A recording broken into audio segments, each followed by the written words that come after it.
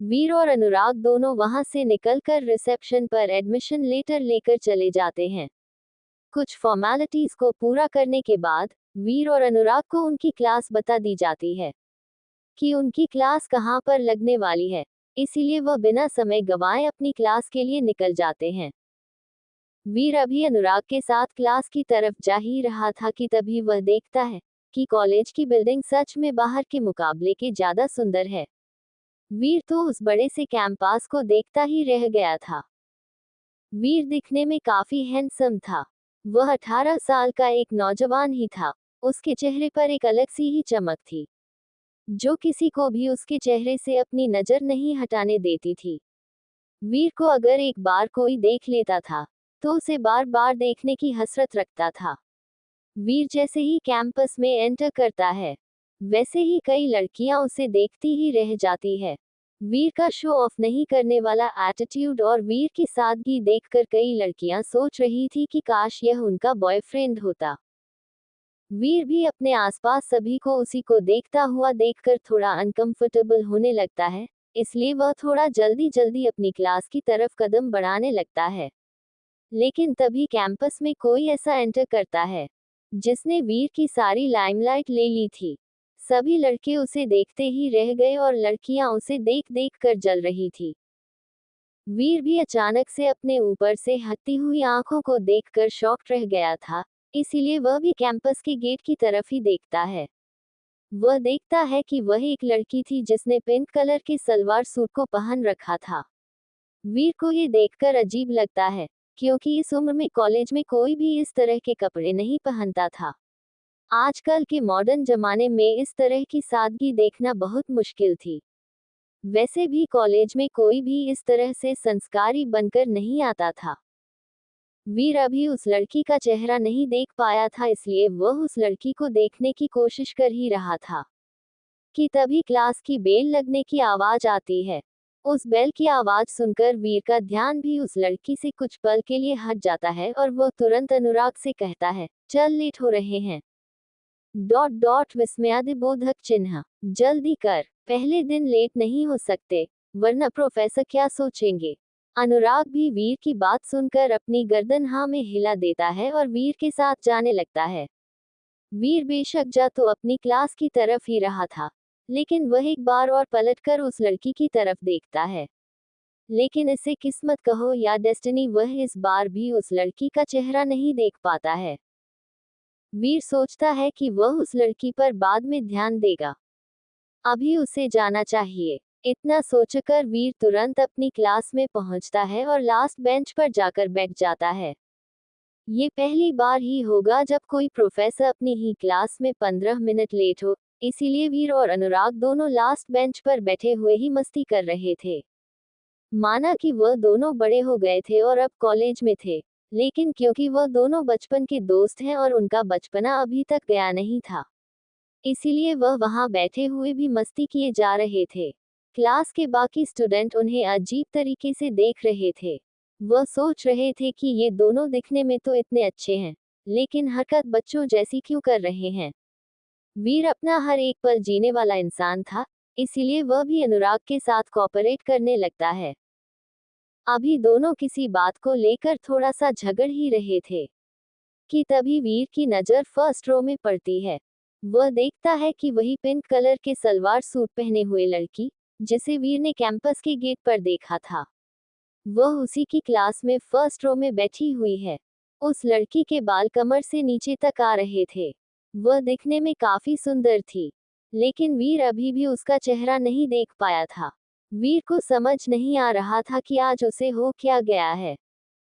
वैसे तो वह किसी भी लड़की की तरफ इस तरह से अट्रैक्ट नहीं होता था, लेकिन पता नहीं क्यों आज वह लड़की बार बार उसके अट्रैक्शन का कारण बन रही थी। वीर अभी भी उसका चेहरा देखने के लिए कोशिश कर रहा था कि तभी प्रोफेसर आ जाते हैं और वीर फिर से अपना मन मार कर रह जाता है। वीर सोचता है कि वह बाद में भी उस लड़की पर ध्यान दे सकता है, अभी पढ़ाई पर कंसंट्रेट करता हूँ। वीर इतना सोचकर पढ़ाई करने में लग जाता है। कॉलेज खत्म होने पर वीर और अनुराग बाकी बच्चों की तरह ही बातें करते हुए बाहर जा रहे थे। जब वह कॉलेज से बाहर आते हैं तब वीर देखता है कि वही लड़की अभी कार के अंदर बैठ रही थी। वीर को समझ नहीं आता कि फिर से वही लड़की उसके सामने कैसे आ सकती है, लेकिन तभी उसे याद आता है कि वह दोनों एक ही कॉलेज में होंगी तो सामने तो आएंगे ही।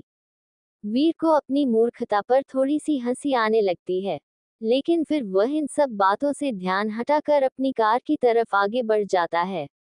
वीर अभी अपनी कार का गेट खोल ही रहा था कि तभी वह देखता है कि जिस कार में लड़की बैठी थी उसका शीशा ऊपर हो रहा था, जिस कारण वीर उस लड़की का चेहरा तो नहीं देख पाया था, लेकिन वह देख पाया था उसकी दो बड़ी बड़ी प्यारी सी नीली आंखें।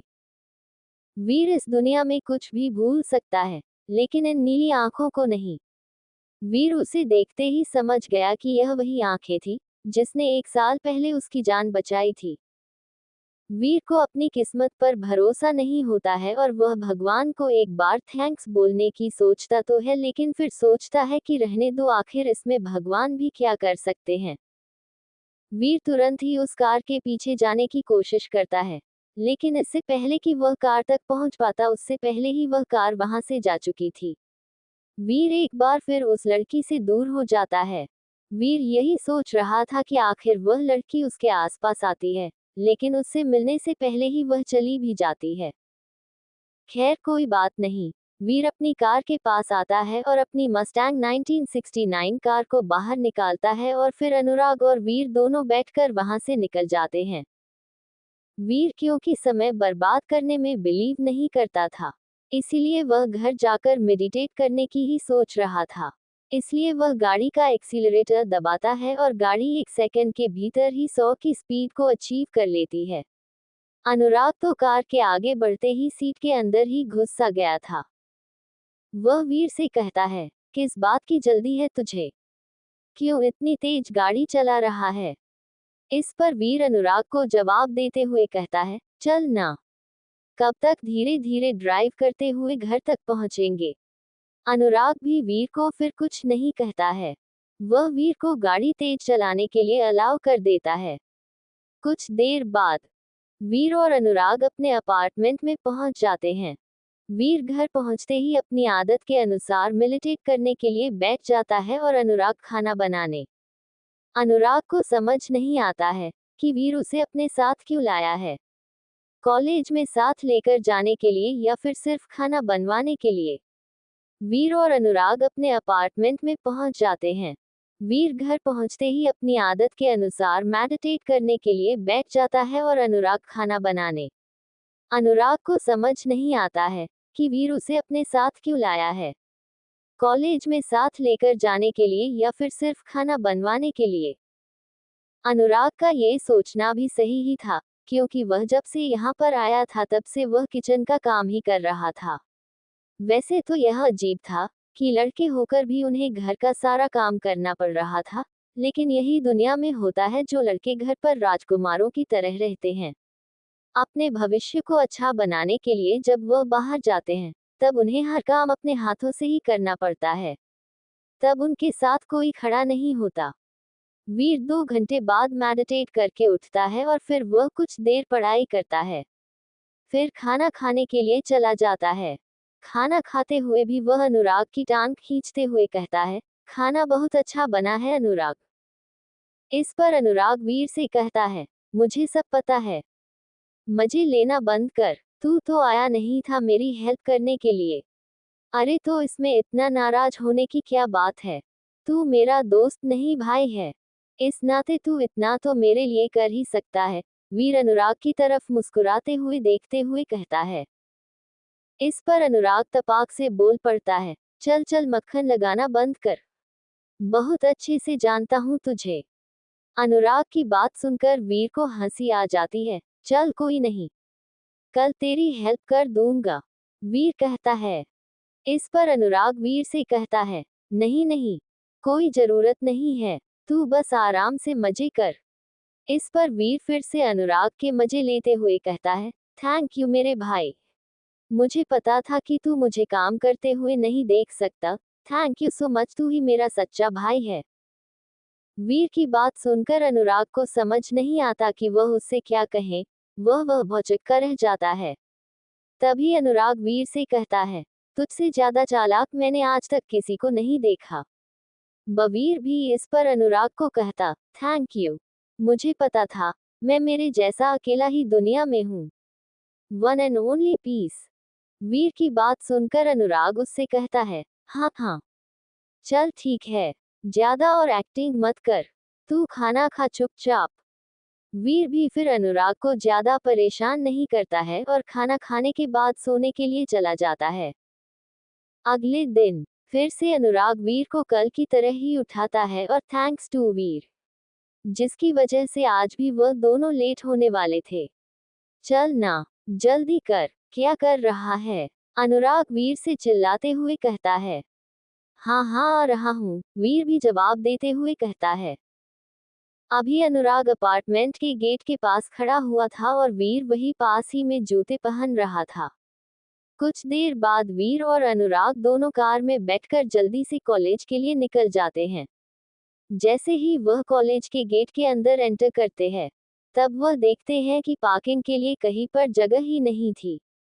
लेकिन फिर भी वही कोने में कार को खड़ी करके वो दोनों जल्दी से दुबे सर, जो कि उनके क्लास टीचर ही समझ सकते हैं, कार को खड़ी करके वो दोनों जल्दी से दुबे सर, जिनका आज फर्स्ट लेक्चर था, उनकी क्लास में जल्दी से भागते हुए पहुंचते हैं। अभी दुबे सर आए भी नहीं थे, लेकिन क्लास इतनी खामोशी से बैठी हुई थी कि अगर कोई पिन भी नीचे गिरे तो उसकी आवाज कोई भी साफ साफ सुन सकता था। वीर को ये देखकर थोड़ा अजीब लगता है, क्योंकि इस तरह से चुपचाप क्लास में बैठना दूसरे स्टूडेंट के लिए अच्छी निशानी नहीं मानी जाती है। दरअसल दुबे सर एक बहुत ही स्ट्रिक्ट टीचर थे, जिन्हें थोड़ा सा भी अनडिसिप्लिन भी दिखता था, वह उसे वहां ही बच्चों को पनिशमेंट दे देते हैं। वीर भी चुपचाप अपनी लास्ट बेंच पर जाकर बैठ जाता है। तभी अनुराग वीर को कोहनी मारते हुए पूछता है, ये सब इतने चुप चुप से क्यों बैठे हैं, जैसे किसी ने उनके 10 रुपए चोरी कर लिया हो। वीर अपना सरना में हिलाते हुए कहता है, मुझे क्या पता, मैं तो तेरे साथ ही आया हूं ना। हाँ वैसे तू बोल तो सही ही रहा है।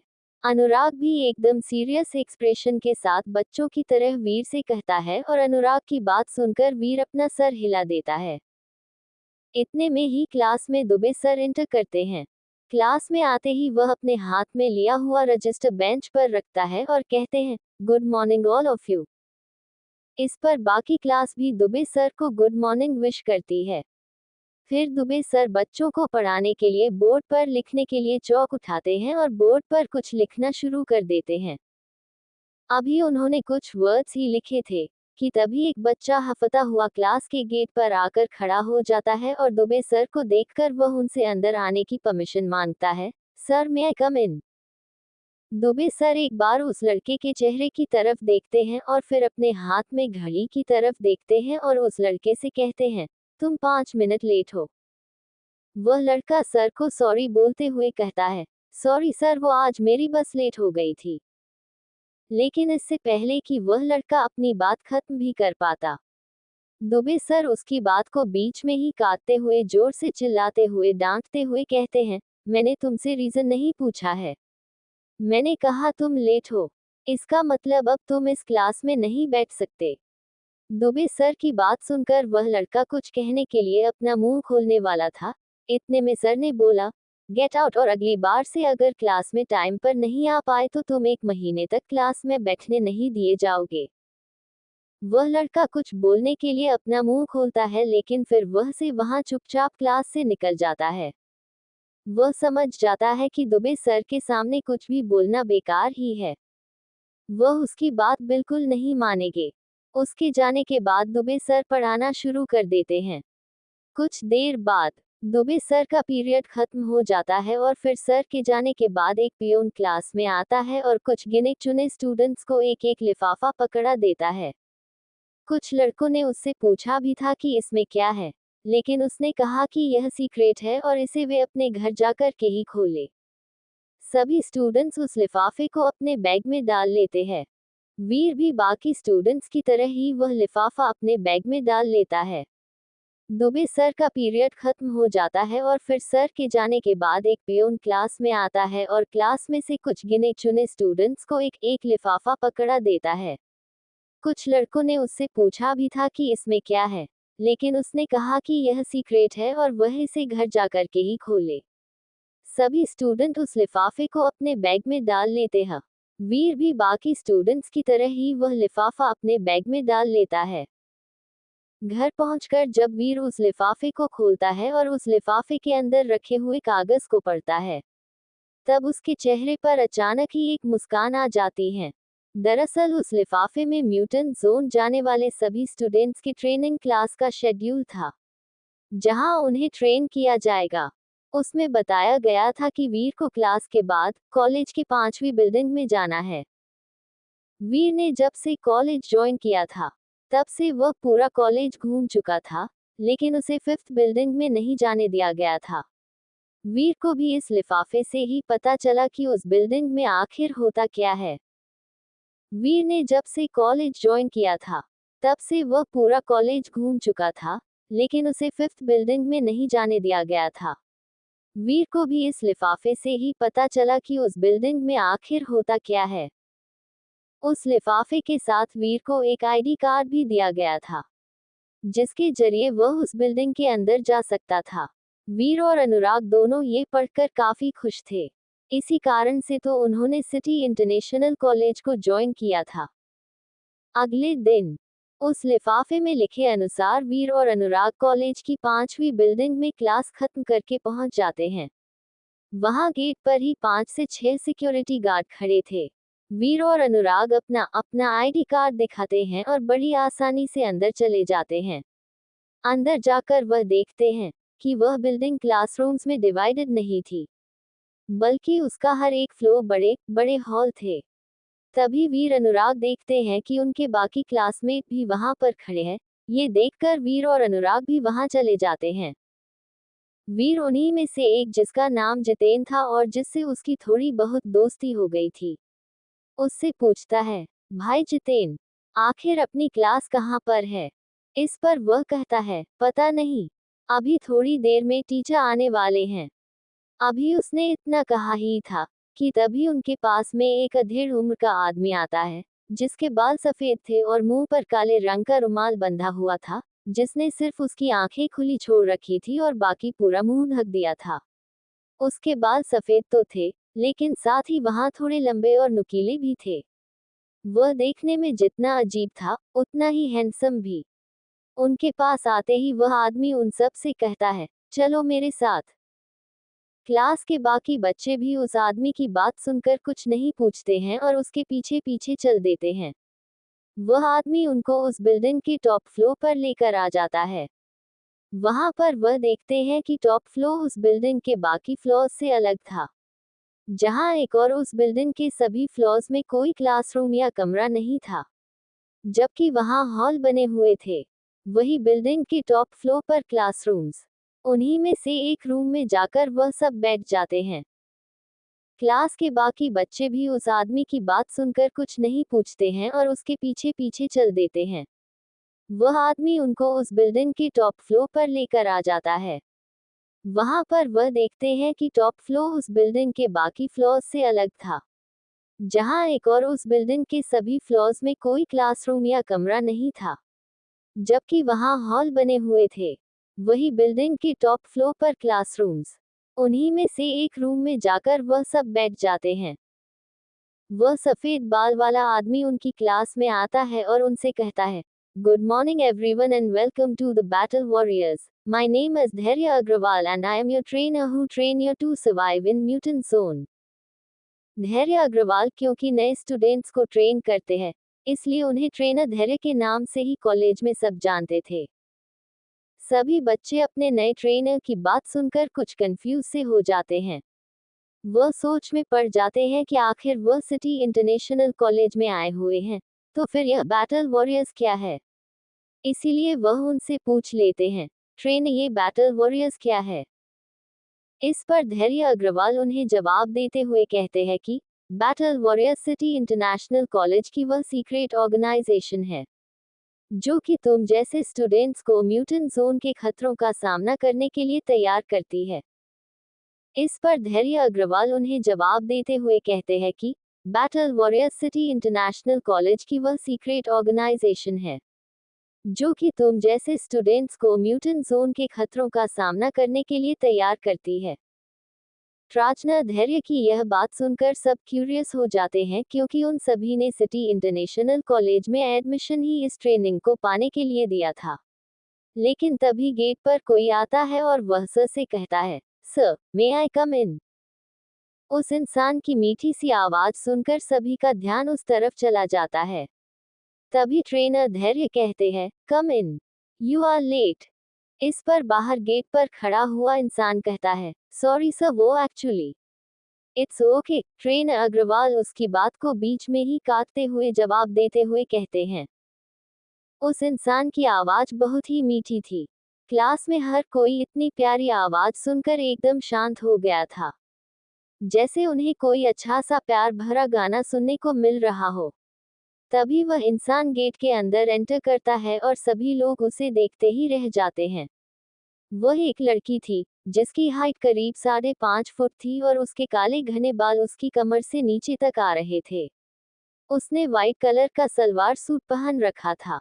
उसकी आंखें नीली तो वही होंठ गुलाबी थे, जो कि गुलाब की पंखुड़ियों की तरह लग रहे थे।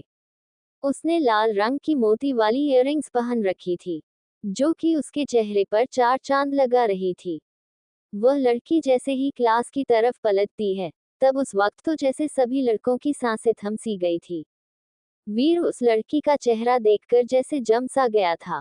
वीर उस लड़की की नीली आंखों की जोड़ी को एकटक निहारे जा रहा था। वह आंखों की जोड़ी वीर कैसे भूल सकता था? आखिर उसी ने तो 1 साल पहले वीर की जान बचाई थी। उस लड़की की आंखें ऐसी थी कि अगर किसी पर पड़ भी जाए तो वह उसे दीवाना बना सकती थी। वीर अभी तक उस लड़की का नाम तो नहीं जानता था, लेकिन उस लड़की के लिए वीर के दिल में जो प्यार था, वह अभी भी 1 साल पहले की तरह ही था। हालांकि वीर नहीं जानता था कि उसके प्रपोज करने के बाद भी उस लड़की ने उससे झूठ क्यों बोला था, और सच कहे तो वह जानना भी नहीं चाहता था। आखिर यह बात तो सही है कि कोई भी लड़की किसी भी लड़के को पहली मुलाकात में कैसे पसंद कर सकती है, और वीर तो सीधा उसके सामने प्रपोज करने के लिए पहुंच गया था। हो सकता है उस लड़की के दिमाग में कुछ और चल रहा हो। वीर भी यह जानने के लिए बहुत उत्सुक था। वीर के पैर अपने आप ही उस लड़की को देखकर उसकी तरफ बढ़ने लगते हैं। वीर अपनी क्यूरियोसिटी को कम ही नहीं कर पा रहा था। इससे पहले कि वीर उस लड़की की तरफ जा भी पाता, उससे पहले ही अनुराग तुरंत अपना हाथ बढ़ाकर वीर को आगे जाने से रोक लेता है और वह वीर से कहता है, अबे कहाँ जा रहा है? चुपचाप बैठ जा। वीर अनुराग की बात सुनकर वापस अपनी जगह पर बैठ जाता है। एक तरफ वीर खुश था, तो वहीं दूसरी तरफ पूरी क्लास के लड़के उस लड़की को एकटक बस देखे ही जा रहे थे, और देखते भी क्यों ना, वह लड़की थी इतनी खूबसूरत और प्यारी। और इतनी खूबसूरत लड़की के प्यार में अगर वीर जैसा स्ट्रॉन्ग कैरेक्टर वाला लड़का गिर सकता है, तो फिर इन लड़कों की क्या बिसात जो कि हर लड़की को अपना दिल दे बैठते थे। वैसे भी जब इतनी क्यूट लड़की सामने हो, तब भला कौन अपनी नजर उस पर से हटा सकता है। वीर अनुराग की बात सुनकर वापस अपनी जगह पर बैठ जाता है। एक तरफ वीर खुश था, तो वहीं दूसरी तरफ पूरी क्लास के लड़के उस लड़की को एकटक बस देखे ही जा रहे थे, और देखते भी क्यों ना, वह लड़की थी इतनी खूबसूरत और प्यारी।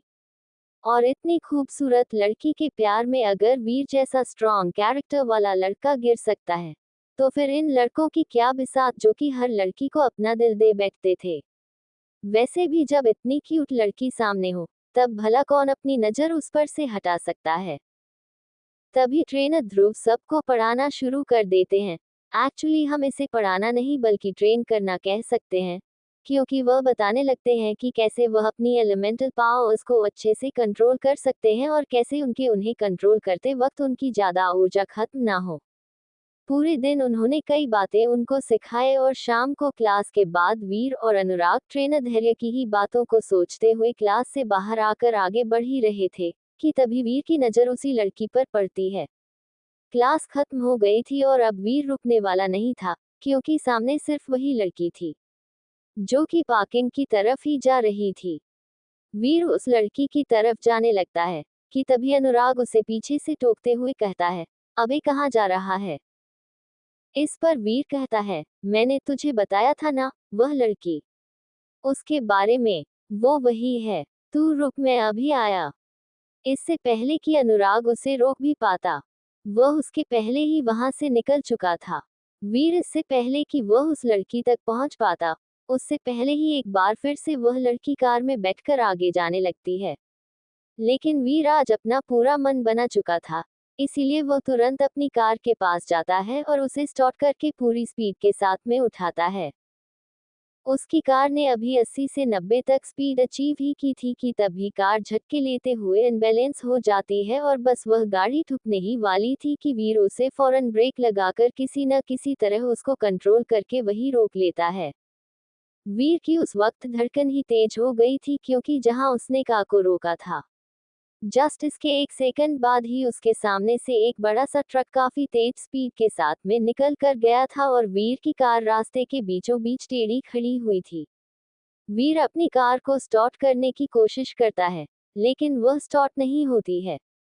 अभी वीर कार को स्टार्ट करने की कोशिश कर ही रहा था कि इतने में अनुराग उसके पास भागता हुआ आता है और वह वीर की फिक्र करते हुए उससे पूछता है, तू ठीक तो है। इस पर वीर अनुराग से कहता है, हाँ, मैं ठीक हूँ।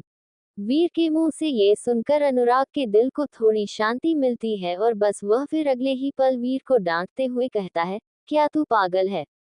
ऐसे कौन भागता है किसी के पीछे? क्या वह लड़की कहीं जा रही थी, जो तू ऐसे जा रहा था? तुझे तेरी जान की कुछ फिक्र है या नहीं? तू मेरी नहीं तो कम से कम तेरी माँ और बहन की तो फिक्र कर। अनुराग वीर पर चिल्लाते हुए बस बड़बड़ाता ही जा रहा था। वीर तभी कार से उतरता है और उससे कहता है, बस कर भाई, मैं ठीक हूँ। अनुराग भी फिर अपने गुस्से पर काबू करते हुए कहता है, और बाता, अब क्या हुआ तेरी इस प्यारी सी कार में?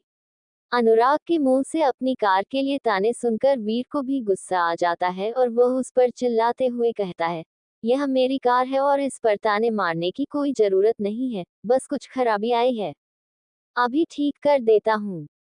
इस पर अनुराग कहता है, हाँ हाँ, हमेशा दिक्कत थोड़ी सी ही तो होती है, जिसे तू 5 मिनट में खत्म कर देता है।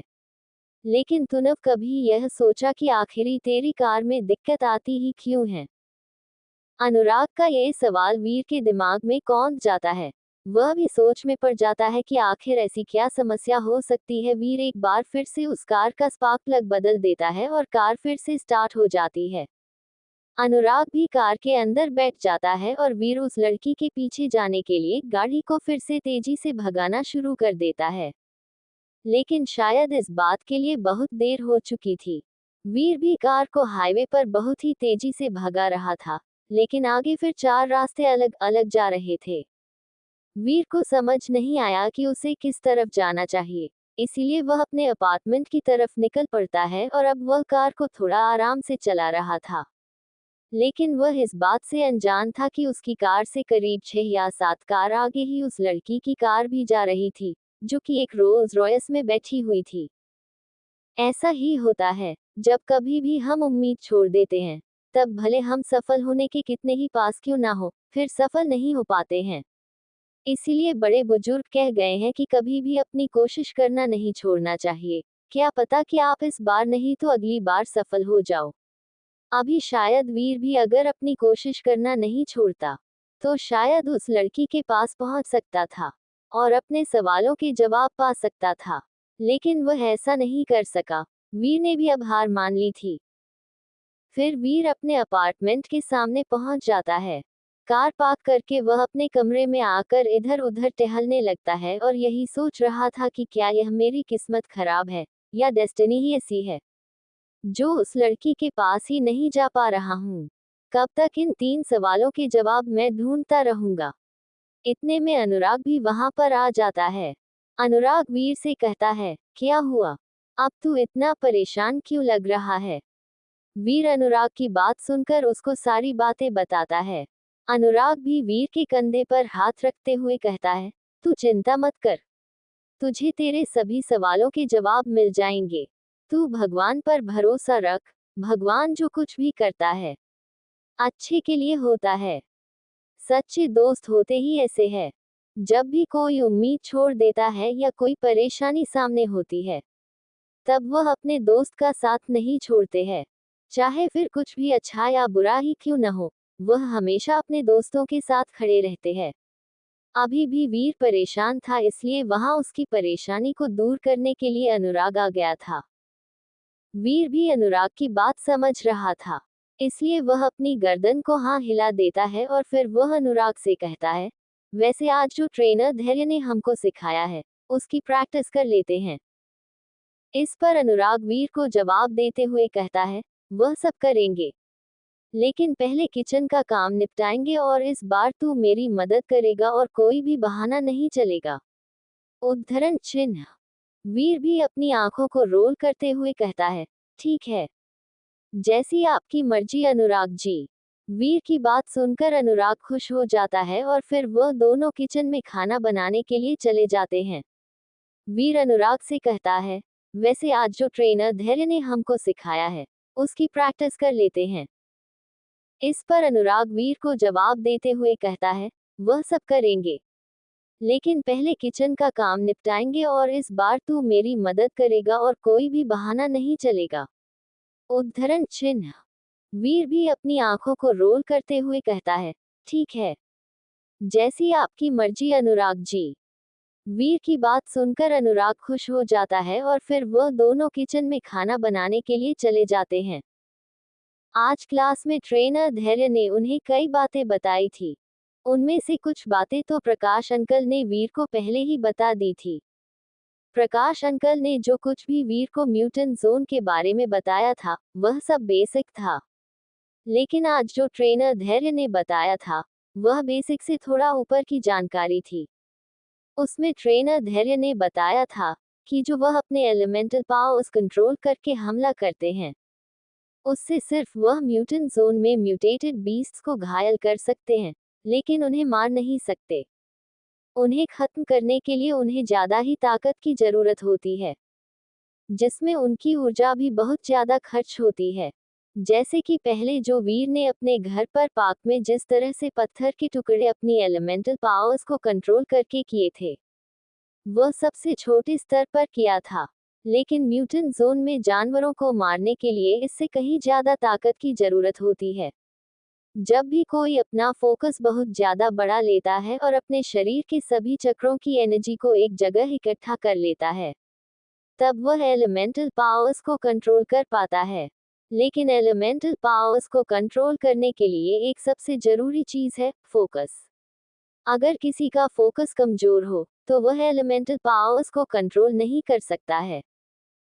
वीर भी अपनी एलिमेंटल पावर्स इसीलिए कंट्रोल कर पाया था क्योंकि उस वक्त उसका पूरा ध्यान अपने शरीर के सभी चक्र पॉइंट्स की ताकत को एक जगह इकट्ठा करने में था।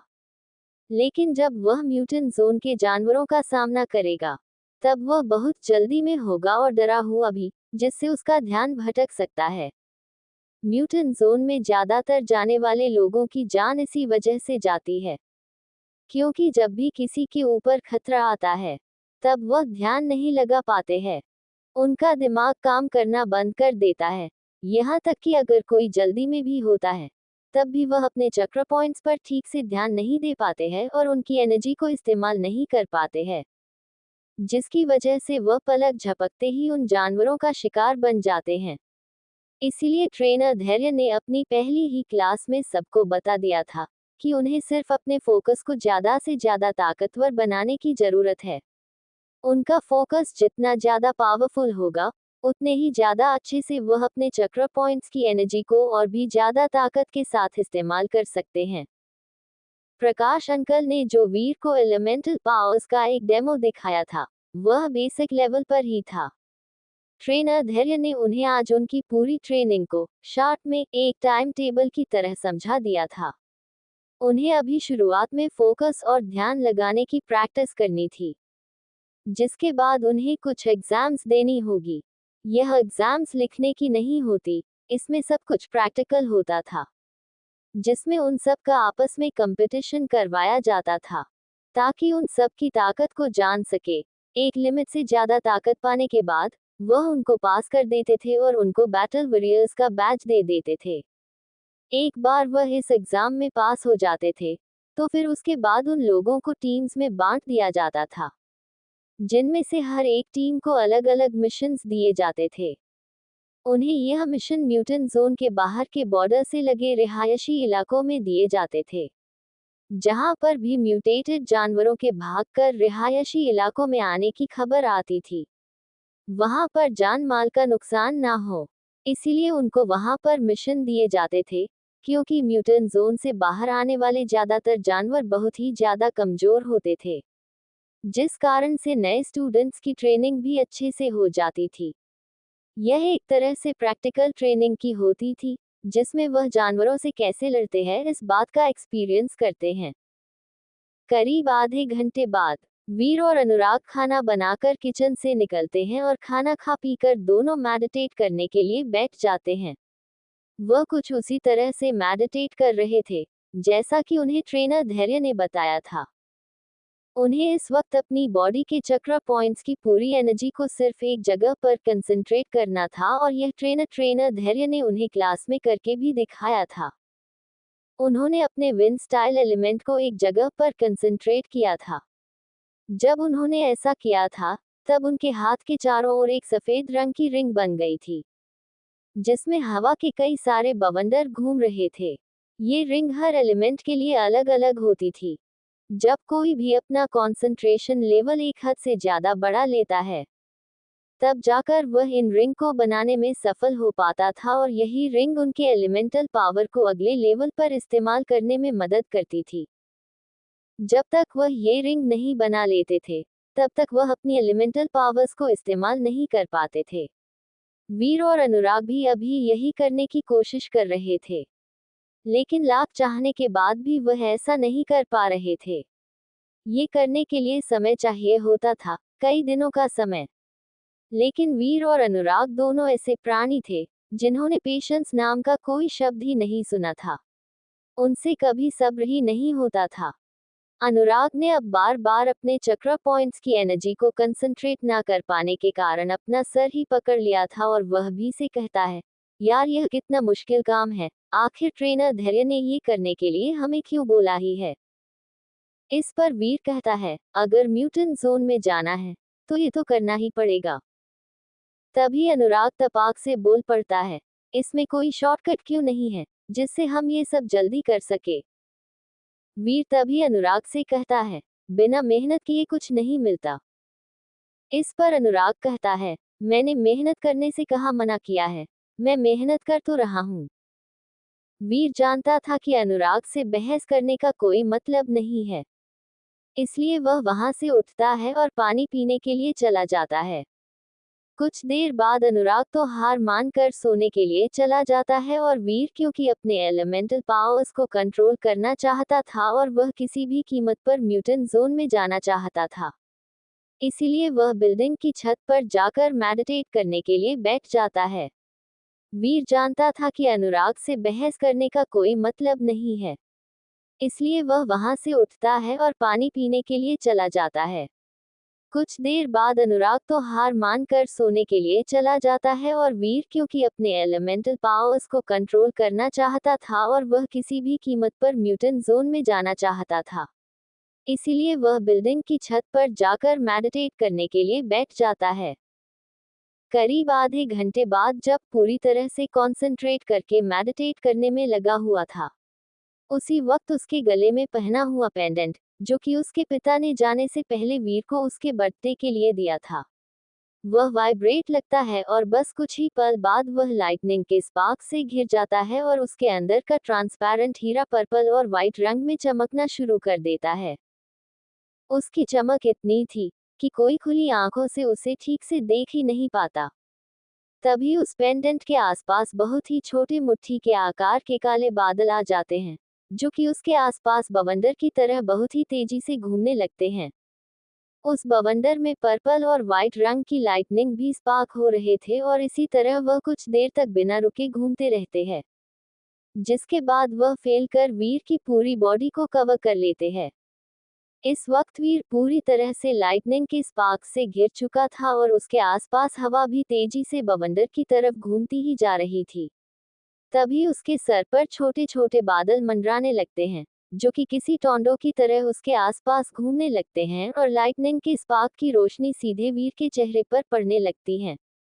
वीर इस वक्त आसमान से उतरे किसी भगवान की तरह लग रहा था, जो कि यहाँ पर बुरे लोगों को खत्म करने के लिए आए हो। अभी अगर वीर को ऐसी हालत में कोई भी देख लेता तो वह जरूर ही उसे भगवान समझ लेता। उसकी चमक इतनी थी कि कोई खुली आंखों से उसे ठीक से देख ही नहीं पाता। तभी उस पेंडेंट के आसपास बहुत ही छोटे मुट्ठी के आकार के काले बादल आ जाते हैं, जो कि उसके आसपास बवंडर की तरह बहुत ही तेजी से घूमने लगते हैं। उस बवंडर में पर्पल और व्हाइट रंग की लाइटनिंग भी स्पार्क हो रहे थे और इसी तरह वह कुछ देर तक बिना रुके घूमते रहते हैं, जिसके बाद वह फैलकर वीर की पूरी बॉडी को कवर कर लेते हैं। इस वक्त वीर पूरी तरह से लाइटनिंग के स्पार्क से घिर चुका था और उसके आसपास हवा भी तेजी से बवंडर की तरफ घूमती ही जा रही थी। तभी उसके सर पर छोटे छोटे बादल मंडराने लगते हैं, जो कि किसी टॉर्नेडो की तरह उसके आसपास घूमने लगते हैं और लाइटनिंग के स्पार्क की रोशनी सीधे वीर के चेहरे पर पड़ने लगती है। वीर इस वक्त आसमान से उतरे किसी भगवान की तरह लग रहा था, जो कि यहाँ पर बुरे लोगों को खत्म करने के लिए आए हो। अभी अगर वीर को ऐसी हालत में कोई भी देख लेता तो वह जरूर ही उसे भगवान समझ लेता। बिल्डिंग की पूरी छत पर लाइटनिंग और विंड का और फैल गया था। उस छत पर लाइटनिंग और विंड का दबाव इतना ज्यादा था कि कोई साधारण इंसान वहां पर ठीक से खड़ा भी नहीं हो पाता। अगर अभी कोई वीर को इस तरह से देख लेता तो वह जरूर ही कंफ्यूज हो जाता, क्योंकि वीर ने बस कुछ समय पहले ही तो मेडिटेट करना शुरू किया था और अब वह इस खतरनाक ताकत का मालिक बन चुका था। इतनी ताकत कई लोगों को तो पूरी जिंदगी मेडिटेट करने के बाद भी नहीं मिल पाती थी। हालांकि वीर नहीं जानता था कि उसमें इतनी पावर कहां से आ रही थी। कुछ देर बाद वीर के सर पर बड़े बड़े काले बादल आ जाते हैं। यह बादल वीर के मेडिटेट करने की वजह से नहीं, बल्कि नेचुरली वहां पर आए थे।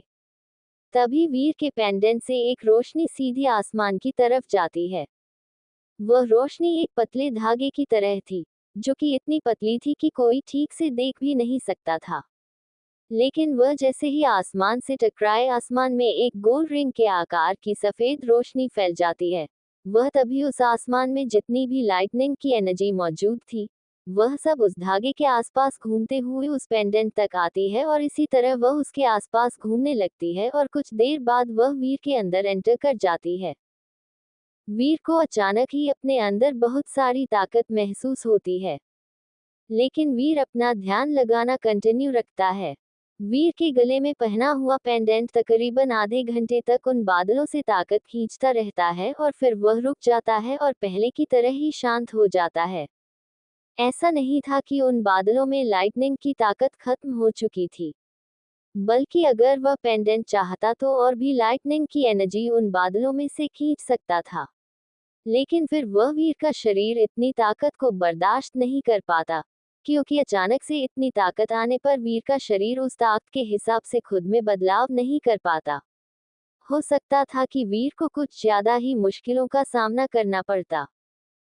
हर बार की तरह ही वीर इस बार भी पूरे 2 घंटे बाद अपनी आंखें खोलता है। वीर इस बार जब अपने मेडिटेशन से बाहर आया था, तब वह अपने आप में बहुत ही खतरनाक ताकत को महसूस कर पा रहा था। लेकिन वह नहीं जानता था कि ऐसा उसके साथ क्यों हो रहा है। वह वहां से उठता है और अपने रूम की तरफ चल देता है। जब वह वहां से उठा था और एक कदम आगे रखा था, तब उसके पैर के नीचे आई हुई जमीन काली पड़ जाती है। शायद यह उसकी लाइटनिंग एनर्जी के इतने ज्यादा मात्रा में उसके अंदर होने की वजह से हो। वीर फिर अपने बेड पर आकर सो जाता है। अगले दिन वीर हर बार की तरह ही कॉलेज जाता है, लेकिन आज कुछ बदल गया था। कुछ नहीं, बल्कि बहुत कुछ बदल गया था, क्योंकि आज वीर लाइफ में पहली बार कॉलेज पूरे 15 मिनट पहले पहुंच गया था। ये सुनने में भले ही बहुत कम समय हो, लेकिन जो वीर को अच्छे से जानते थे, उनके लिए यह बहुत ही ज्यादा था। क्योंकि वीर एक ऐसा इंसान था जो या तो किसी जगह पर एकदम समय पर पहुंचता था या फिर लेट।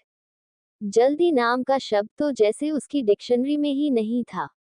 कॉलेज खत्म करने के बाद वीर पिछली बार की तरह ही अपने कॉलेज की 5th बिल्डिंग में चला जाता है और ट्रेनर धैर्य उनको पढ़ाना शुरू कर देते हैं। आज भी ट्रेनर धैर्य ने उन्हें कई सारी बातें बताते हैं। क्लास खत्म होने के बाद वीर आज अनुराग को छोड़कर पहले ही क्लास से जल्दी जल्दी में निकल गया था। वीर तुरंत उसी लड़की के पीछे जाता है जिसने 1 साल पहले उसकी जान बचाई थी। आज उस लड़की ने ग्रीन कलर के कपड़े पहन रखे थे और उसके बाल कमर से थोड़ी नीचे तक आ रहे थे। वह लड़की इतनी खूबसूरत लग रही थी कि वीर एक बार को तो उसे देखता ही रह जाता है, लेकिन अगले ही पल वह जल्दी से उसके पीछे जाता है, क्योंकि उसे डर था कि वह आज भी शायद उसे खो सकता है। वीर तुरंत ही उस लड़की के पास जाता है और उसका हाथ पकड़ लेता है। अचानक से अपना हाथ पकड़े जाने पर वह लड़की चौंक जाती है और अचानक पलटकर पीछे की तरफ देखती है। जैसे ही वह पीछे पलटती है, तब उसकी आंखें शॉक्ड और कंफ्यूजन में फटी की फटी रह जाती है और उसके मुंह से सिर्फ इतना ही शब्द निकलता है, तुम यहाँ क्या कर रहे हो? जैसे ही वह पीछे पलटती है, तब उसकी आंखें शॉक्ड और कंफ्यूजन में फटी की फटी रह जाती है और उसके मुंह से सिर्फ इतना ही शब्द निकलता है, तुम यहाँ क्या कर रहे हो? वीर उस लड़की को इतना शॉक्ड देखकर उससे कहता है, क्या मतलब, मैं तो यहीं पर पढ़ता हूँ, और वो भी तुम्हारी ही क्लास में। वह लड़की पहले तो वीर को थोड़ी देर तक चौंक कर उसकी बड़ी बड़ी नीली आंखों से देखती रहती है। वीर भी उस लड़की की आंखें देखकर फिर से खोने सा लगता है, लेकिन तभी वह लड़की वीर से कहती है, तुम मुझसे बात मत करो, तुम्हारे लिए ये ठीक नहीं होगा। कल तुम मुझे कैफेटेरिया में मिलना, हम वही बात करेंगे। इससे पहले कि वीर उससे और कुछ पूछ भी पाता, वह लड़की तुरंत ही तेज कदमों के साथ वहां से निकल जाती है। वीर उस लड़की को ऐसे जाते देख पहले तो वहीं पर कंफ्यूजन में खड़ा रह जाता है, लेकिन फिर अगले ही पल वीर भी उस लड़की के पीछे जाना शुरू कर देता है। और इसे किस्मत कहो या बैड लक, वह लड़की फिर से अपनी ब्लू कलर की रोल्स रॉयस में बैठकर वहां से निकल चुकी थी। वीर उस लड़की को आवाज लगाता है, लेकिन उसके लिए अब देर हो चुकी थी। इससे पहले कि वीर उससे और कुछ पूछ भी पाता, वह लड़की तुरंत ही तेज कदमों के साथ वहां से निकल जाती है। वीर उस लड़की को ऐसे जाते देख पहले तो वहीं पर कंफ्यूजन में खड़ा रह जाता है, लेकिन फिर अगले ही पल वीर भी उस लड़की के पीछे जाना शुरू कर देता है। और इसे किस्मत कहो या बैड लक, वह लड़की फिर से अपनी ब्लू कलर की रोल्स रॉयस में बैठकर वहां से निकल चुकी थी। वीर उस लड़की को आवाज लगाता है, लेकिन उसके लिए अब देर हो चुकी थी। उस लड़की के वहां से जाने के बाद वीर को कुछ देर तक तो समझ में नहीं आता है कि यहाँ पर आखिर हुआ क्या, लेकिन फिर उसे याद आता है कि वह लड़की वीर के मिलने की वजह से नहीं डरी हुई थी, बल्कि जब वह वीर से बात कर रही थी, तब वीर ने नोटिस किया था कि वह लड़की आसपास देख रही थी, ताकि कोई उसे और वीर को बात करते हुए ना देख ले, और वह फिर जल्दी से बात करके वहां से निकल गई थी। शाम को वीर अपने और उस लड़की के बीच में छोटी सी 1 मिनट की बात को लेकर परेशान था। वह सोच में पड़ा हुआ था कि आखिर ऐसा क्या हुआ था। उसे तो अब तक कुछ समझ में भी नहीं आया था। वीर को कई सारे सवाल अंदर से कुरेद रहे थे, लेकिन वह इन सब से ध्यान हटाते हुए अपने रूटीन के मुताबिक मेडिटेट करने के लिए बैठ जाता है। लेकिन वह कितना भी कोशिश कर ले, लेकिन मेडिटेट करने में ध्यान नहीं लगा पा रहा था। इसलिए वीर थक हार कर अपने बेड पर सोने के लिए चला जाता है, लेकिन नींद तो उसकी आंखों से कोसों दूर थी। वीर को समझ में नहीं आ रहा था कि वह क्या करे, और वह उस लड़की के बारे में सोचते हुए अपने कमरे में इधर उधर टहलने लगता है। करीब 2 घंटे बाद अनुराग वीर को अपने कमरे में बहुत देर तक टहलते हुए देखकर उसके कमरे में आता है, लेकिन वीर को तो अनुराग के आने की खबर तक ना लगी थी। उसका दिमाग तो कहीं और ही था, वह बस शरीर से ही उसके कमरे में था। अनुराग वीर को इतना खोया हुआ देखकर कंफ्यूज हो जाता है, क्योंकि वीर एक जिंदादिल इंसान था, जो कि कितनी भी बड़ी परेशानी क्यों ना हो, बस हंस के टाल देता था। यहाँ तक कि अगर वह कभी दुखी भी होता था, तो भी हमेशा उसके चेहरे पर एक मुस्कान रहती थी। कोई भी उसका चेहरा देखकर नहीं बता सकता था कि वह दुखी है या परेशान है। खैर, अनुराग इन बातों को साइड करता है और वीर से कहता है, अब क्या हुआ तुझे? वीर अनुराग की बात सुनकर भी नहीं सुनता है। वह अनुराग की बात पर ध्यान ही नहीं देता है। तभी अनुराग उसे हिलाते हुए कहता है, अरे कहाँ खो गया? अनुराग के वीर के हिलाते ही वीर का ध्यान टूटता है और वह अचानक से जैसे चौंक सा जाता है और अनुराग से कहता है, क्या हुआ? तू यहाँ? इस पर अनुराग उससे पूछता है, तू क्यों परेशान है? पर क्यों? क्या कोई बात हुई है? लेकिन वीर शायद अनुराग को कुछ बताना नहीं चाहता था। इसीलिए वह बात घुमा देता है और किसी न किसी तरह से वीर अनुराग को वहां से उसके कमरे में भेज देता, फिर खुद सोने के लिए अपने बेड पर चला जाता है। लेकिन वीर रात भर सिर्फ करवटें ही बदलते रह जाता है। अगले दिन सुबह वीर आज एक और बार रिकॉर्ड तोड़ने वाला था, क्योंकि कल भले ही वीर कॉलेज जल्दी गया हो, लेकिन आज वह पूरे 1 घंटे पहले ही वहां जाकर बैठ गया था। वह कॉलेज के गार्डन में बैठा हुआ था, जहां से कॉलेज का मेन गेट साफ साफ दिखाई दे रहा था और वीर की नज़र सिर्फ कॉलेज के गेट पर ही थी। वह उस लड़की के आने का इंतजार कर रहा था। काफी देर इंतजार करने के बाद आखिर में उसे एक ब्लू कलर की चमचमाती हुई रोल्स रॉयस दिखाई देती है। वीर उसे देखते ही समझ जाता है कि यह उस लड़की की ही कार है। वह लड़की कार से उतरती है और वीर हर बार की तरह उस लड़की की खूबसूरती में खो सा जाता है। उस लड़की ने अभी तक वीर को गार्डन में बैठा हुआ नहीं देखा था, इसलिए वह सीधे कॉलेज के अंदर चली जाती है। जैसे ही वह लड़की वीर की आंखों से ओझल होती है, जैसे वीर का अचानक ही ध्यान टूटता है और वहां से जल्दी में उठता है और उस लड़की के पीछे चल पड़ता है। वह लड़की खूबसूरत तो थी ही, लेकिन अपनी बात की भी पक्की थी। इसीलिए वह कैफेटेरिया में जाकर ही बैठ जाती है। लेकिन वीर को ये देखकर अजीब लगता है कि वह लड़की कैफेटेरिया में ऐसी जगह जाकर बैठी थी जहां पर कोई भी स्टूडेंट नहीं जाता हो, या जाता भी हो तो उन पर ध्यान ना दे। वीर भी उस लड़की के पास जाकर बैठ जाता है और वहां बैठते ही अपने सवालों की बारिश करना शुरू कर देता है। वीर के पास कई सारे सवाल थे, लेकिन उसमें सबसे पहला सवाल था, तुम्हारा नाम क्या है?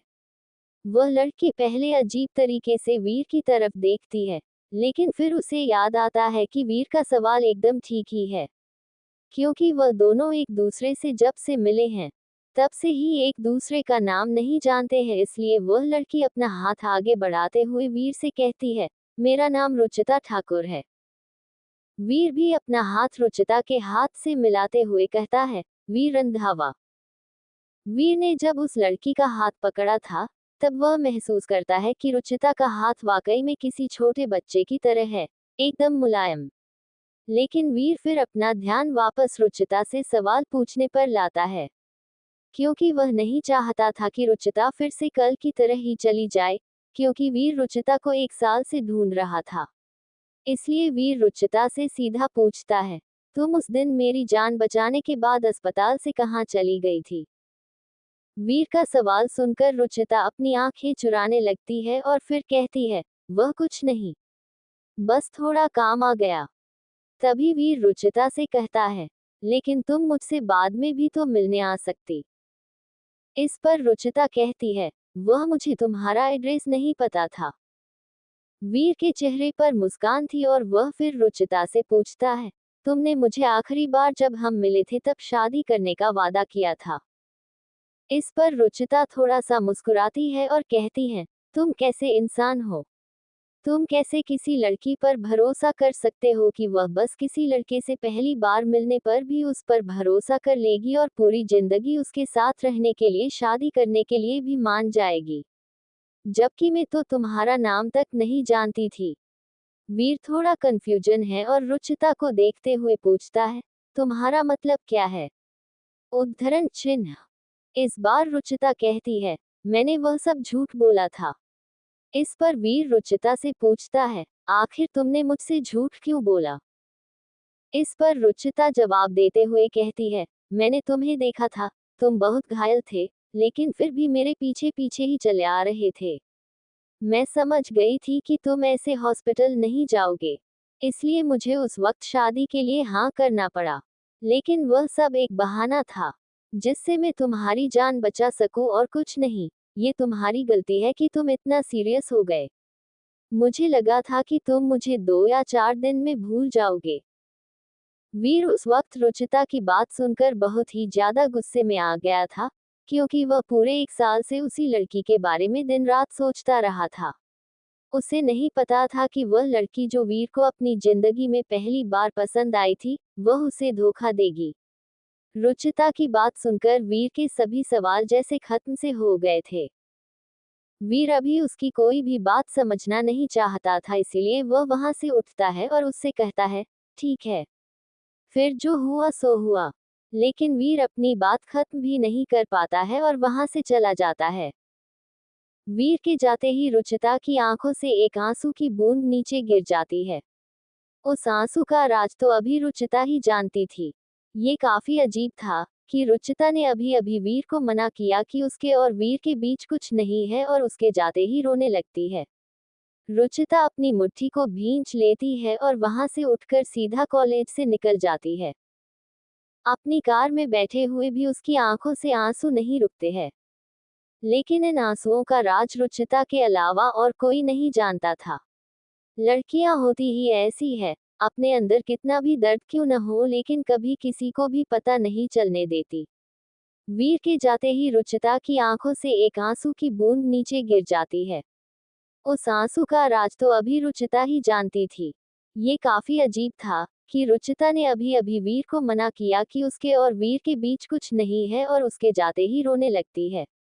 रुचिता अपनी मुट्ठी को भींच लेती है और वहां से उठकर सीधा कॉलेज से निकल जाती है।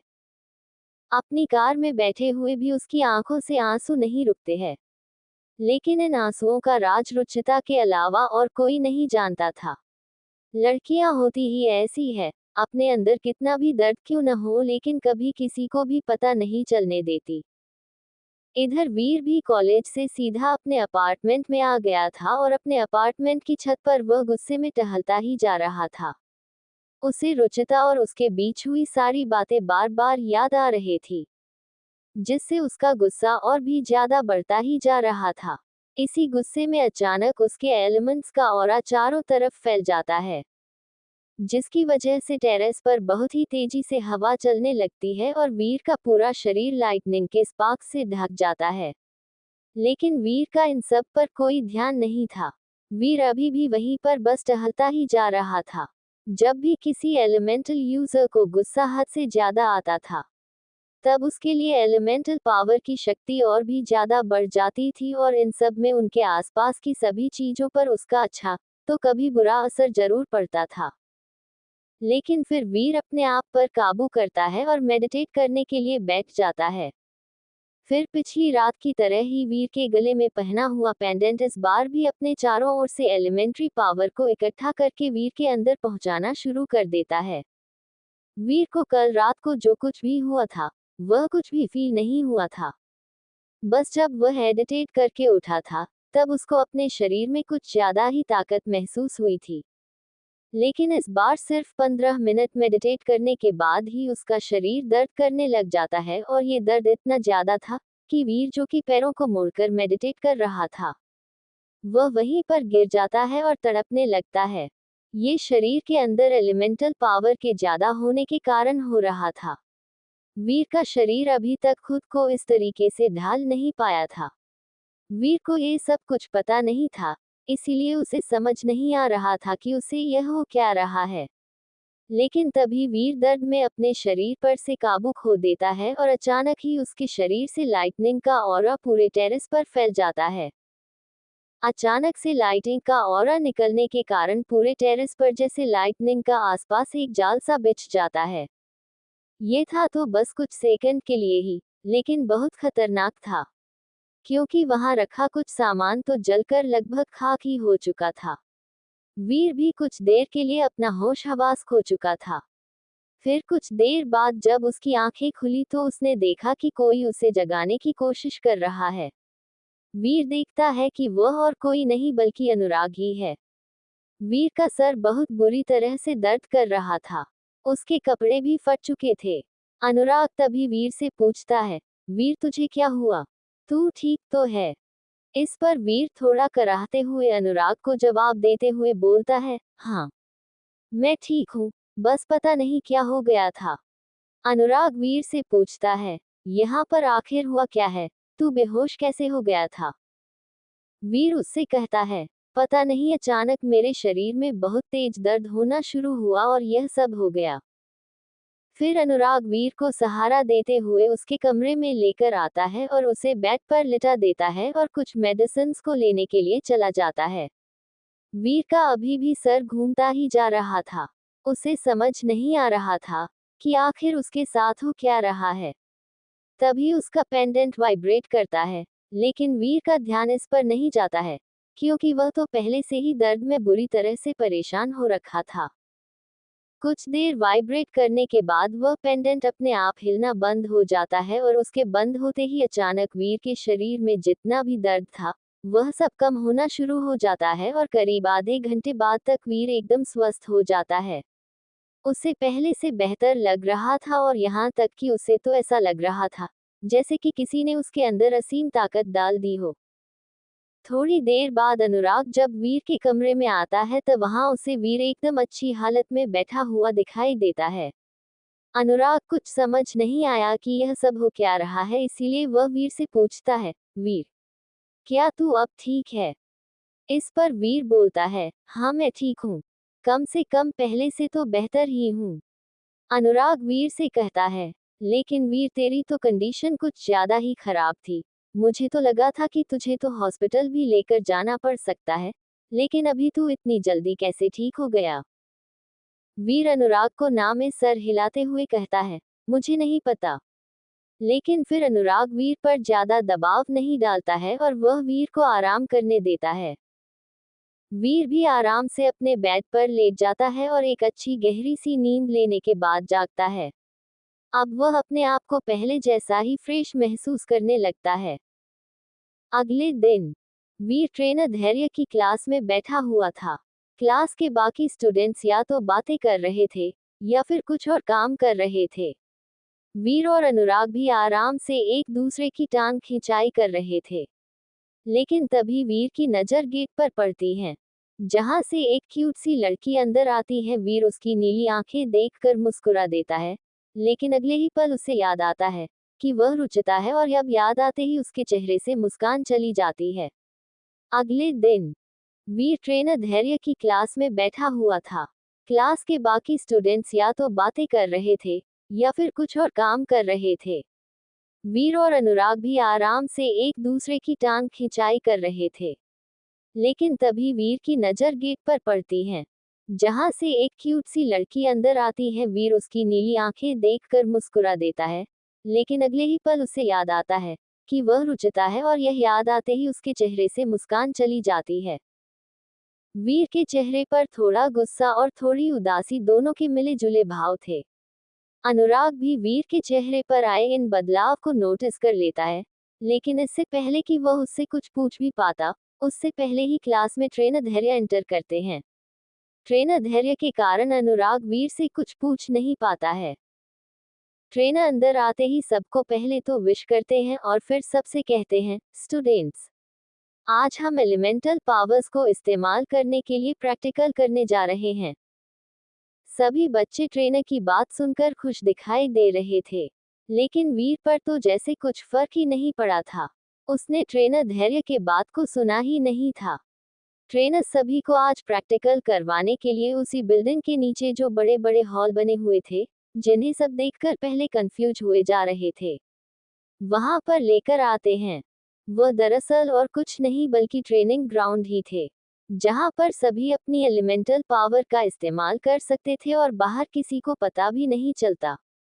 वीर सभी स्टूडेंट के साथ में जाकर वहां खड़ा हो जाता है, लेकिन तभी वीर की नजर कुछ लड़कों के ग्रुप पर पड़ती है। वह देखता है कि उसमें से 3 तो वही लड़के थे जिन्होंने वीर के कॉलेज के पहले दिन ही वीर को परेशान करने की कोशिश की थी। लेकिन वह तो भला हो उन प्रोफेसर का जिनके आने के कारण वह उन लोगों से बच पाया था, लेकिन आज उनके साथ में कुछ और भी लड़के थे। वीर देखता है कि वह सभी एक लड़के को फॉलो कर रहे थे। जैसे कि वह उसके बॉडीगार्ड हो। वह लड़का दिखने में तो उन्हीं की उम्र का था, लेकिन वह थोड़ा हट्टा-कट्टा था। उसकी हाइट 6 फीट से थोड़ी ऊपर ही थी और बॉडी किसी बॉडी बिल्डर की तरह। उसे देखकर ऐसा लग रहा था कि वह उन लोगों का लीडर हो। लेकिन वीर ने ज्यादा ध्यान नहीं दिया और वही बाकी बच्चों की भीड़ में खड़ा वीर अभी वहां खड़ा रहा। लेकिन तभी वह लड़का जिसका सर वीर ने अपनी कार के बोनट पर दे मारा था, वह वीर की तरफ अपनी उंगली से इशारा करते हुए उनके उस हटे कट्टे लीडर से कहता है, जिसे वो सब फॉलो कर रहे थे, भाई वहां उस तरफ, वो वही है, उसी ने मुझको मारा था। वह लड़का भी वीर के पास आ जाता है। वीर के पास आते ही वह सीधा वीर का कॉलर पकड़ लेता है और वीर से कहता है, क्यों बे, क्यों मारा था विद्युत को? इस पर वीर कहता है, कौन विद्युत और तुम कौन हो? इस पर वही लड़का जिसका सिर वीर ने अपनी कार के बोनट पर पटक कर फोड़ दिया था, वह बोलता है, तू भाई को नहीं पहचानता? कौन भाई? किसका भाई? कैसा भाई? किसकी बात कर रहे हो यार? पहले एक्सप्लेन तो कर दो। वीर इरिटेट होते हुए कहता है। वीर की बात सुनकर उस लड़के को जिसका नाम विद्युत था, उसे थोड़ी शर्मिंदगी महसूस होती है। वह इसे अपने ईगो पर ले लेता है। कुछ सेकंड तक रुकने के बाद फिर विद्युत कहता है, तू भाई को नहीं जानता? वीर भी बिना किसी हिचकिचाहट के विद्युत की बात को नकार देता है, नहीं। विद्युत फिर से वीर से पूछता है, तू सच में भाई को नहीं जानता? वीर का इस बार पारा हाई हो जात है और फिर वह इरिटेशन में चिल्लाते हुए कहता है, नहीं जानता, नहीं जानता, नहीं जानता, मैंने बोला ना कि मैं नहीं जानता। ना तो मैं तेरे भाई को जानता हूँ और न ही मैं तेरी बहन को। वीर की बात सुनकर वहां खड़े सभी लोग जोर जोर से पेट पकड़कर हंसने लगते हैं। विद्युत भी फिर अपने लीडर जिसका नाम अजय था, उससे कहता है, भाई लगता है यह आपको सच में नहीं जानता। लेकिन विद्युत की बात सुनकर सभी लोग और जोर जोर से हंसने लगते हैं। विद्युत भी सबको हंसता हुआ देखकर ऑकवर्ड फील करता है और अपनी गलती को महसूस करता है कि उसने क्या गलती की है। लेकिन तभी अजय वीर से कहता है, तेरी हिम्मत कैसे हुई मेरे गैंग के मेंबर को हाथ लगाने की? वीर को समझ नहीं आया कि वह क्या कह रहा है, इसलिए वह अजय से पूछता है, किसकी गैंग? कौन सा गैंग मेंबर? कम से कम एक्सप्लेन तो कर दो। इस पर अजय कहता है, यह विद्युत मेरी गैंग का मेंबर है और तेरी इतनी हिम्मत कि तूने उस पर हाथ उठाया। जिस पर वीर एक बार विद्युत की तरफ देखता है और सोचता है कि यह किसी गैंग का मेंबर कैसे हो सकता है। लेकिन फिर अपने ख्यालों को एक तरफ करते हुए वह कहता है, मैंने कब हाथ उठाया वह याद आया। अचानक वीर को कुछ याद आता है कि उसने तो विद्युत का सर फोड़ दिया था। लेकिन तभी वीर को प्रकाश अंकल की बात याद आती है कि इस कॉलेज में ज्यादा लड़ाई ना करें, क्योंकि यहाँ पर कई सारे बड़े बड़े घर के लड़के भी आते हैं, जो कि उसके और अनुराग के लिए और भी ज्यादा मुसीबतें पैदा कर सकते हैं। इसीलिए पूरे मामले को शांत करने के लिए वीर अजय को सॉरी बोल देता है, सॉरी भाई, गलती से हाथ लग गया था, मुझे माफ कर दो, मुझे नहीं पता था कि वह आपका आदमी है। वीर को माफी मांगता देख वैसे तो अजय का गुस्सा थोड़ा तो शांत हुआ था, लेकिन वह यहाँ पर शायद लड़ाई करने के मूड से ही आया था। इससे पहले कि वह और भी कुछ कर पाता, उससे पहले ही वहां पर ट्रेनर धैर्य आ जाते हैं और वह देखते हैं कि अजय नहीं वीर का कॉलर पकड़ी हुई है और वे इन्हें देखकर कहते हैं, ये सब क्या हो रहा है? लेकिन अजय को अभी तक ये नहीं पता था कि ट्रेनर धैर्य उनके पास आकर खड़े हो गए हैं, इसीलिए वह बिना उनकी तरफ पलटे हुए ही कहता है, तू तेरा काम करना। ये बात ट्रेनर को बुरी लग जाती है और वह अगले ही पल अपनी एलिमेंटल पावर की मदद से तुरंत ही अजय को पूरी तरह से मिट्टी में जमा देते हैं। अजय को तो समझ में भी नहीं आया था कि उसके साथ आखिर हो क्या रहा है। इससे पहले कि अजय और भी कुछ कर पाता, उससे पहले ही वहां पर ट्रेनर धैर्य आ जाते हैं और वह देखते हैं कि अजय ने वीर की कॉलर पकड़ी हुई है और वे इन्हें देखकर कहते हैं, ये सब क्या हो रहा है? लेकिन अजय को अभी तक ये नहीं पता था कि ट्रेनर धैर्य उनके पास आकर खड़े हो गए हैं, इसीलिए वह बिना उनकी तरफ पलटे हुए ही कहता है, तू तेरा काम करना।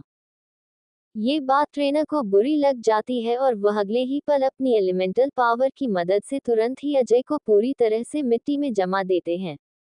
अजय को तो समझ में भी नहीं आया था कि उसके साथ आखिर हो क्या रहा है। वह तो चुपचाप वीर को परेशान कर रहा था। अजय के जम जाने के बाद अजय के हाथों से वीर की कॉलर अपने आप ही छूट जाती है। फिर ट्रेनर धैर्य अजय के सामने आकर खड़े हो जाते हैं। जब अजय ट्रेनर धैर्य को उसके सामने खड़ा हुआ देखता है, तब वह पूरा माजरा समझ जाता है और उसकी बोलती बंद हो जाती है। क्या कहा था तुमने? ट्रेनर धैर्य अजय को घूरते हुए कहते हैं। वो ट्रेनर कुछ नहीं, अजय हकलाते हुए ट्रेनर धैर्य से कहता है। मैंने आपको देखा नहीं था इसीलिए। ट्रेनर भी अजय की डरी हुई शकल को देख अपना गुस्सा शांत करते हैं और उसे अपनी पकड़ से छोड़ देते हैं और अजय से कहते हैं, चले जाओ यहाँ से और दोबारा मेरी क्लास में दिखना भी मत। अजय वैसे भी इस क्लास का नहीं था, वह तो सीनियर क्लास में था, इसीलिए वह वहां से चुपचाप निकल जाता है।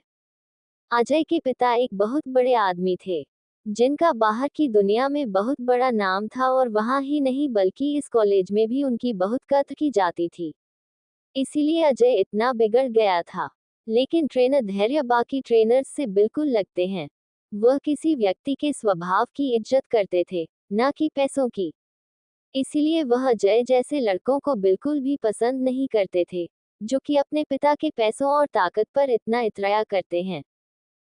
वैसे वीर भी इस अजय से बिल्कुल भी नहीं डरता था।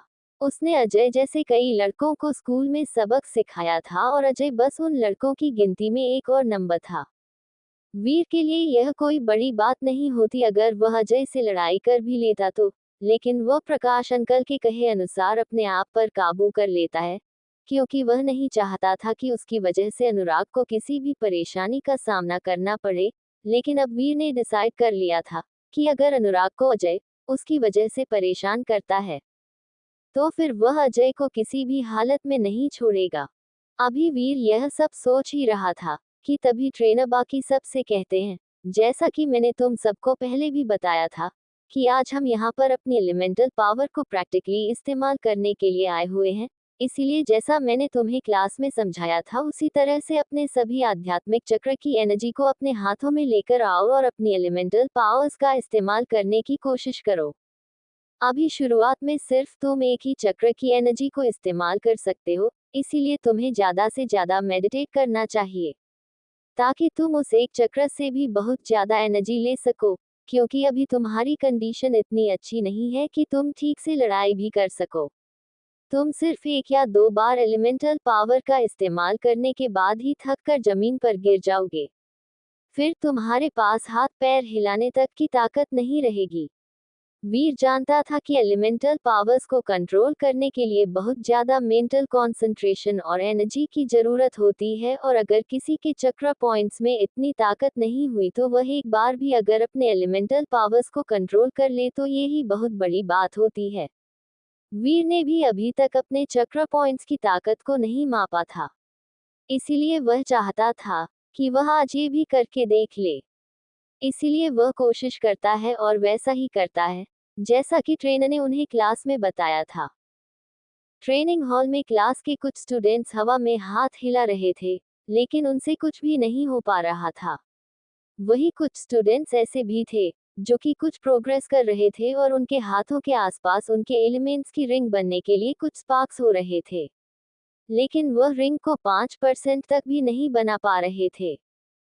लेकिन तभी वीर देखता है कि रुचिता ने अपनी रिंग को आधा कंप्लीट कर लिया है। ये देखकर वीर शॉक्ड रह जाता है, क्योंकि बाकी स्टूडेंट्स जिनमें वीर भी शामिल था, वह रिंग भी नहीं बना पा रहे थे। तभी रुचिता की नजर भी वीर पर जाती है और वीर को अपनी तरफ देखता देखकर उसका कंसंट्रेशन अचानक टूट जाता है, जिस कारण उसकी आधी बनी रिंग बीच में ही टूटकर गायब हो जाती है। उस रिंग के टूटते ही रुचिता को एक छोटा सा झटका लगता है, लेकिन वह ठीक थी। वह फिर से कोशिश करती है लेकिन इस बार वह उस रिंग को 5 से 10% तक ही बना पा रही थी। जब ट्रेनर देखते हैं कि रुचिता ने तकरीबन अपनी 10% रिंग को कंप्लीट कर लिया है, तब वह उसके पास आते हैं और कहते हैं, वेरी गुड रुचिता। विस्मयादिबोधक चिन्ह, मुझे तुमसे यही उम्मीद थी। अपने पहले ही दिन 10% तक रिंग को कंप्लीट कर लेना एक बहुत बड़ी बात होती है। अगर तुम इसको पूरी बना लेती हो तो तुम्हारी एलिमेंटल पावर्स बहुत ही खतरनाक तरीके से हमला और बचाव करने के लायक बन जाएगी। वीर भी कोशिश कर रहा था। वह किसी भी हाल में रुचिता से पीछे नहीं रहना चाहता था। वह नहीं चाहता था कि जिस लड़की ने उसे धोखा दिया है, वह उससे आगे निकल जाए। लेकिन उसका ध्यान सिर्फ रुचिता पर ही जा रहा था। वह कभी उसकी खूबसूरती में खो जाता, तो कभी उसे देखकर गुस्से में आ जाता। अभी वीर कंफर्म ही नहीं था कि उसे रुचिता को देखकर क्या करना है, गुस्सा होना है या फिर उसके प्यार में ही पड़े रहना है या फिर थोड़ा इमोशनल हो जाए। लेकिन फिर वीर अपना ध्यान इन बातों पर से हटाते हुए वापस से अपनी रिंग को बनाने में ध्यान लगाना लगता है। वीर जैसे ही रिंग बनाने की कोशिश करता है, उसके हाथों के आसपास पहले तो कुछ स्पार्क्स होते हैं और थोड़ी देर बाद उसकी रिंग 5, 10 फिर 15 और फिर 20% तक कंप्लीट हो जाती है। वीर ये देखकर खुश हो जाता है, लेकिन फिर अचानक ही वह रिंग टूट भी जाती है। वीर को समझ नहीं आया कि यह हो क्या रहा है।